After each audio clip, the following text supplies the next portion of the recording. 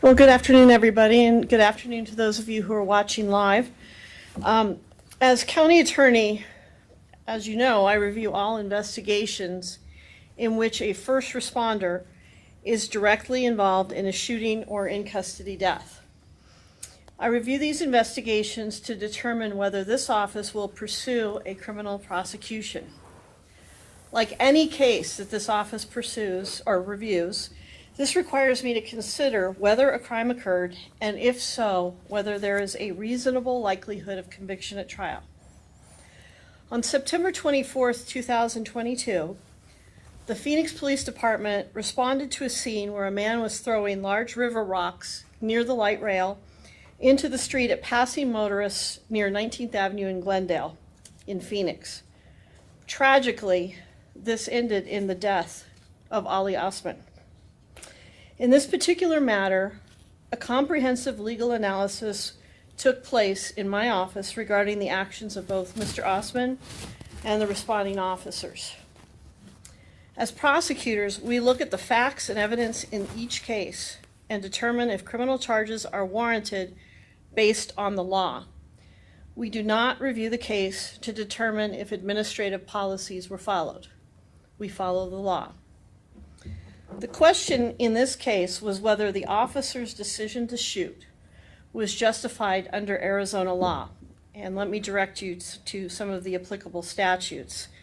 They include ARS 13404, 405, 406, 409, 410, and 411.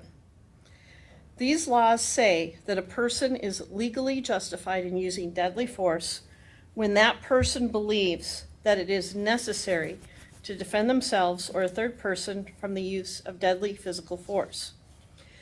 The law also specifically states that a person has no duty to retreat before using deadly physical force under these circumstances. The law does not require a person using deadly physical force to prove their conduct was justified. Rather, the law requires the state to prove the person's conduct was not justified under the law beyond a reasonable doubt. The river rocks being thrown by Mr. Osman on that day posed a serious threat to every motorist and pedestrian in that area. Just last month, a young woman in Colorado lost her life under such circumstances. The officers had to work quickly to address the situation and stop the dangerous behavior. As the officers approached him with weapons drawn while ordering him to drop the rocks, he continued to throw rocks directly at them. They were so large and thrown with such force that one actually pierced the metal hood of an officer's SUV, and another broke the spotlight attached to the driver's side of the second police SUV. So I'm putting some pictures up there. If we can go back, please. So this is one of the rocks that was gathered at the scene. This rock, item marked as item 12, was the circumference long to short was 12 by 9 inches. And do we know if that was thrown while they were driving? We do not know specifically what rock was thrown, which one impacted, but that was one of the rocks that was found at the scene on the light rail station, which is right there.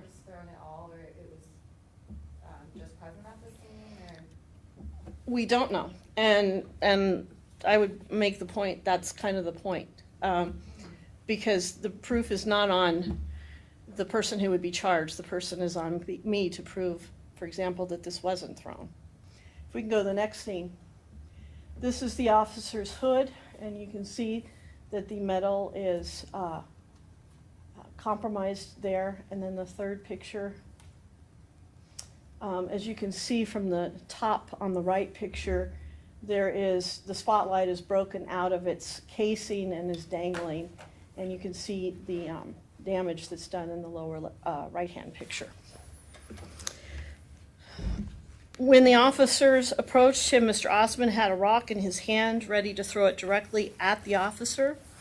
When the officer made the decision to shoot, and that decision was a reasonable one based on the force that Mr. Osman had used against them and was continuing to use. These rocks could easily have caused a crash, gone through the window of a vehicle, or caused serious physical injury or even death if they struck an officer or bystander. The officers took swift action to deal with the danger that his actions posed to the safety of the community. Therefore, I will not be seeking criminal charges against the officers in this matter. That said, my deepest sincerity goes out to Mr. Osman's family.